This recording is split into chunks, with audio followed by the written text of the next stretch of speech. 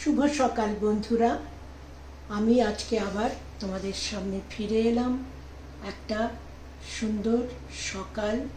তবে আজকে আমাদের এখানে প্রথম বৃষ্টি একটু ছিটে ফোঁটা পড়েছে, সুতরাং একটু মেঘলা আকাশ এবং আজকে দিনটা এমনি মোটামুটি অনেকটাই গরম কম।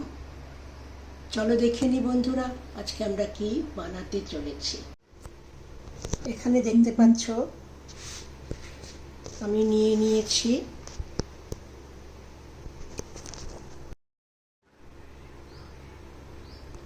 বন্ধুরা, এখানে তোমরা দেখতে পাচ্ছ আমি নিয়ে নিয়েছি ঝিঙে এবং সঙ্গে নিয়ে নিয়েছি একটা মাঝারি আলু।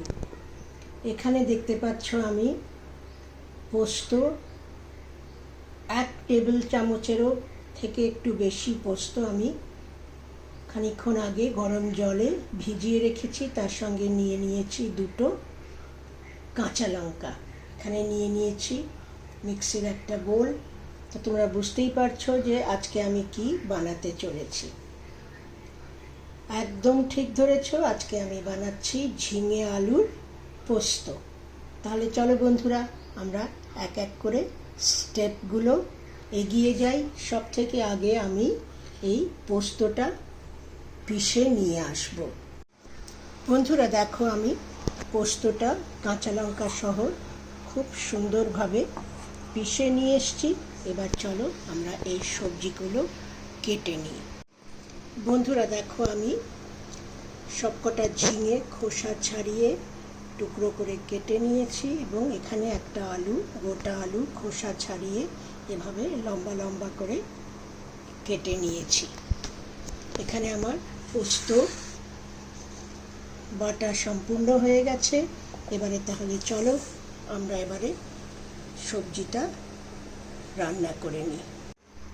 বন্ধুরা দেখো, আমি গ্যাসটা অন করে একটা কড়াই চাপিয়ে দিয়েছি। তার মধ্যে দিয়ে দিলাম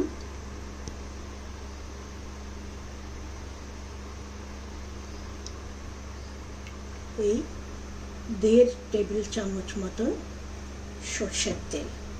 তেলটা এবারে গরম হোক। এইখানে নিয়ে নিয়েছি আমি মেথি। তেলটা গরম হচ্ছে, পাশে আমি নিয়ে নিয়েছি মেথি এবং সামান্য একটু হিং। সব থেকে আগে আমি ফোড়নটা দেব।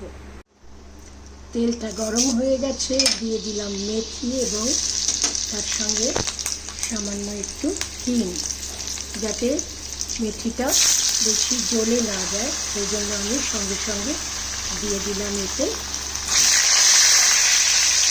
কেটে রাখা আলু টুকরো কটা।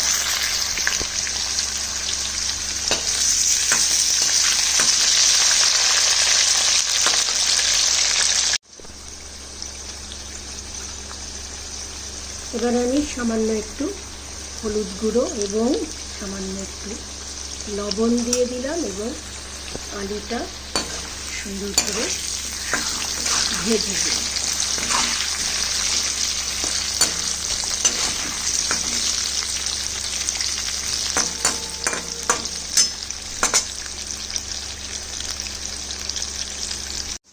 ঝিঙে রান্না হতে বেশি সময় লাগে না, কিন্তু আলুটা একটু ভেজে না নিলে, দুটোই একসঙ্গে দিলে ঝিঙেটা আগে সিদ্ধ হয়ে যায় এবং আলুটা কড়া রয়ে যায়। সেই জন্য আলুটা একটু গোলাপি করে ভেজে নিয়ে তারপর ঝিঙে কটা দিলে সব থেকে ভালো হয়।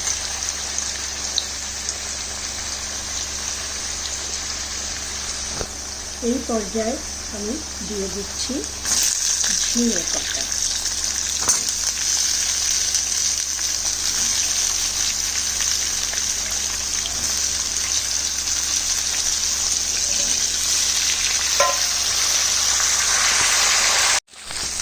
এই পর্যায়ে আমি ঝিঙের ওপরেও দিয়ে দিলাম সামান্য একটু লবণ এবং সামান্য একটু হলুদ গুঁড়ো। এবারে সুন্দর করে এটা মিশিয়ে দিই। একটু ঢাকা দিয়ে দিলাম এবং গ্যাসটা একটু কম করে দিলাম।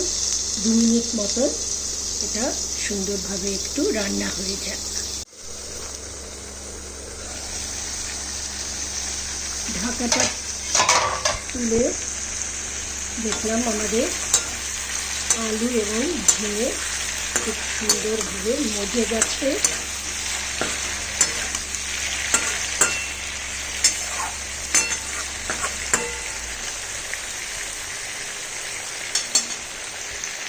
এই পর্যায়ে আমি পোস্ত বাটাটা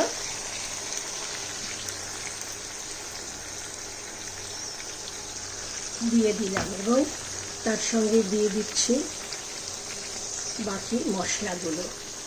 দিয়ে দিলাম হাফ চামচ লাল লঙ্কা গুঁড়ো,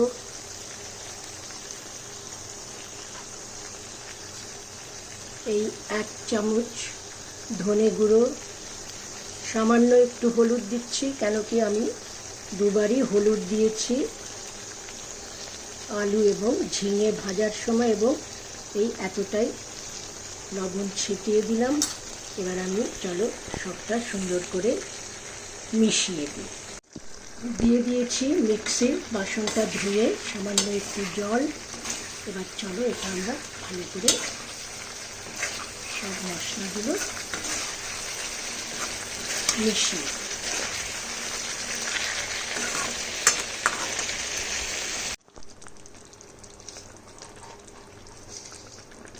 দিয়ে দিলাম আমি এই 1 চামচ মিষ্টি, এবং চেখে দেখলাম সামান্য আরেকটু লবণ দিতে হবে, তো আমি এতটাই লবণ এখন দিচ্ছি, পরে আবার চেখে দেখা যাবে। এবার চলো সবটা সুন্দর করে মিশিয়ে ফিরে আসছি।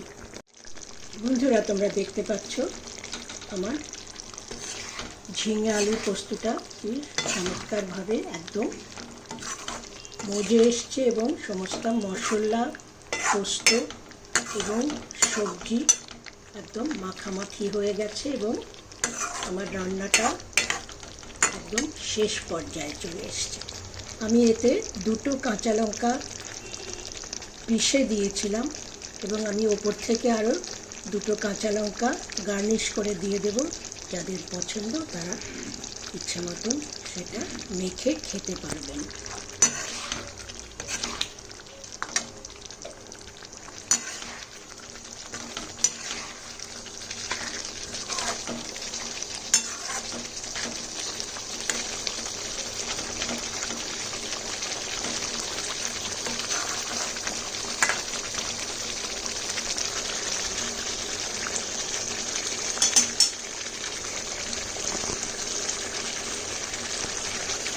রান্নাটা সম্পূর্ণ হয়ে গেছে, গ্যাসটা একদম কম করে দিলাম। আমি এবারে একটা ঝিঙে একটু কেটে দেখি। বন্ধুরা, তোমরা দেখতে পাচ্ছ আমার রান্নাটা সম্পূর্ণ হয়ে গেছে, কেন কি পোস্তর সবজি থেকেও তেল ছাড়তে শুরু করেছে। এই পর্যায়ে আমি গ্যাসটা বন্ধ করে দিলাম।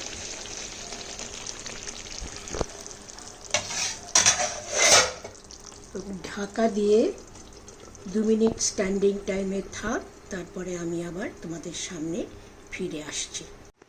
বন্ধুরা, আমি 2 মিনিট বাদে এসে ঢাকাটা তুললাম।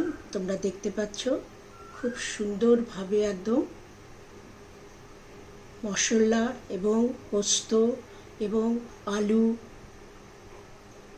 তার সঙ্গে ঝিঙে সুন্দরভাবে একদম মিলেমিশে একাকার হয়ে গেছে। এবারে আমি প্লেটিং করে তারপর তোমাদের আবার দেখাচ্ছি। বন্ধুরা দেখো, আমি প্লেটিং করে তোমাদের সামনে চলে এলাম। আমি একটা বড় কাঁচা লঙ্কা মাঝখান দিয়ে চিড়ে 2টো টুকরো করে দিয়েছি। যার ইচ্ছে সে ভেঙে এটা ভাতের সঙ্গে মেখে খেতে পারে। তাহলে বন্ধুরা, আমার আজকে এই ঝিঙে আলু পোস্তর রেসিপিটা তোমাদের কার কেমন লাগলো তোমরা একটু আমাকে প্লিজ কমেন্টস করে জানিও। আর তোমরা আমার চ্যানেলটাকে একটু সাবস্ক্রাইব করে দিও, তাহলে আমি তোমাদের জন্য নিত্য নতুন ভালো ভালো রেসিপি নিয়ে আসার একটা উৎসাহ পাবো। পাশে থাকা বেল আইকনটা দাবিয়ে দিলেই তোমরা আমার নতুন নতুন রেসিপি নোটিফিকেশন পেয়ে যাবে।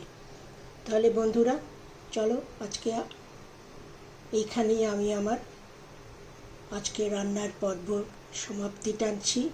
সবাই তোমরা ভালো থেকো, আমিও সুস্থ থাকি। আবার তোমাদের সঙ্গে দেখা হবে আগামী দিনে নতুন আরেকটা রেসিপি নিয়ে।